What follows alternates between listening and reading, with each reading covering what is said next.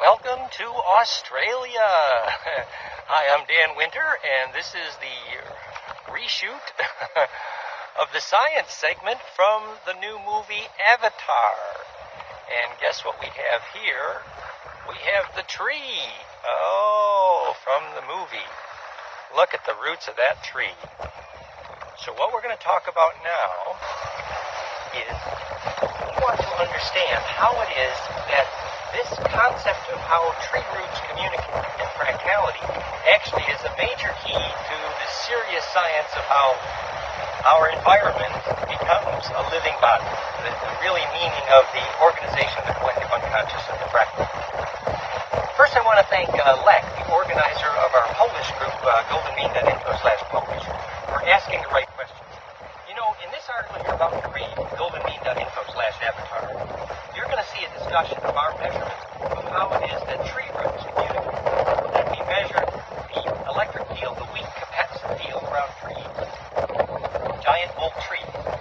And we discovered that the weak electric field has a harmonic, a power spectrum, a frequency signature, which indicates whether or not that tree is healthy, whether the electric radio of that tree is working.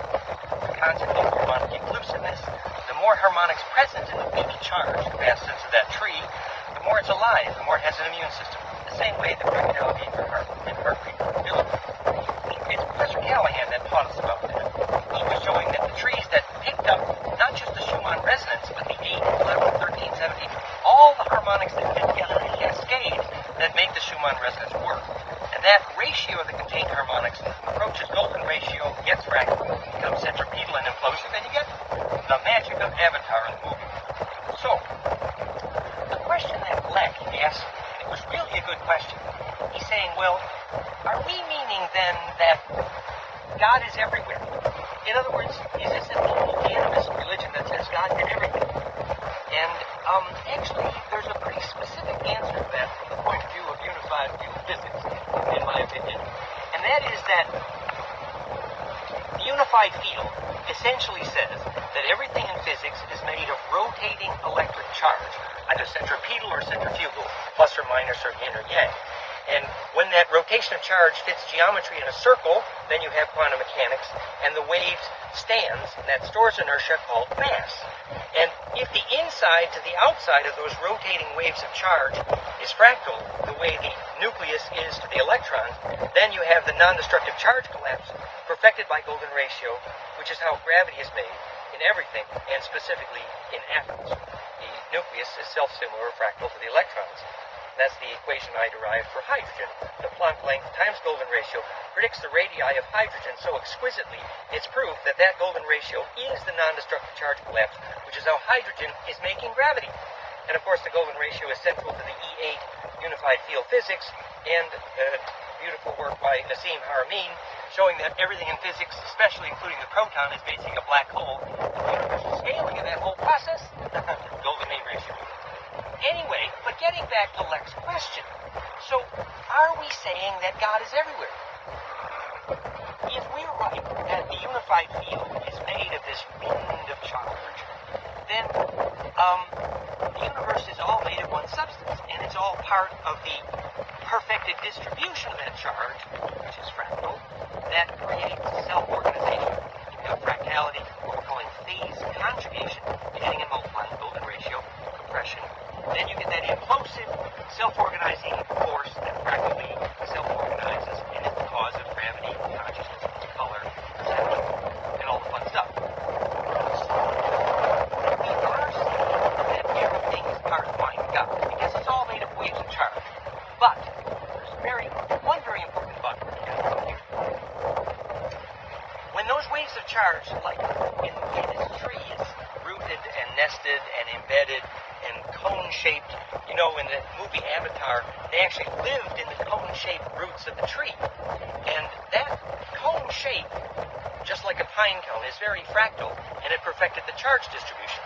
And you remember the people in the movie, they were actually sitting around, arranged, also like a pine cone or a rose, in concentric rings. And so they were perfecting the charge distribution that allowed them to all move as one living body, just like birds fly together in a flock and fish travel in a school. So it's a collective, coherent electric field that allows e pluribus to be unum, which is to say, from many one. It's how you create oneness. So that means that where waves of charge are communicating well, in the center of a tree, you have lots of the presence of that self-organizing electric field, the Spirit of God, collective mindfulness, the collective unconscious, that sort of thing. But in a metal building, or in a city full of electrosmog with steel and aluminum, those magnetic lines are not distributing well. What that means then is that when you sit in a metal building, you don't hear your inner voice, you don't hear your ears ring, you don't have bliss, you don't get seed germination, you don't have charge compression, you don't have fractality, your aura can't breathe.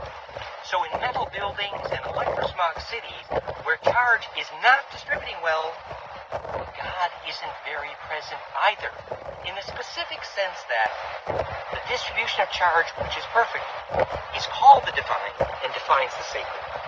So what we're saying is, yes, God is everywhere, but particularly if you want to make phone calls, you go to the sacred tree. You don't go to the metal building. Once you understand the principle, the physics, then you can embed yourself better and nest and become high leverage in the center of gravity of an electric field. And that's what Avatar is about. R means the vehicle of life. T is the cross point. Ave means to fly. Now, there's one more thing I want to show you before I turn you over to the article. We just walk around the corner here. We're, remember, in a very sacred area near Byron Bay, Australia. We just walk around this tree, right through this beautiful cobweb here. See the cobweb and the spiders?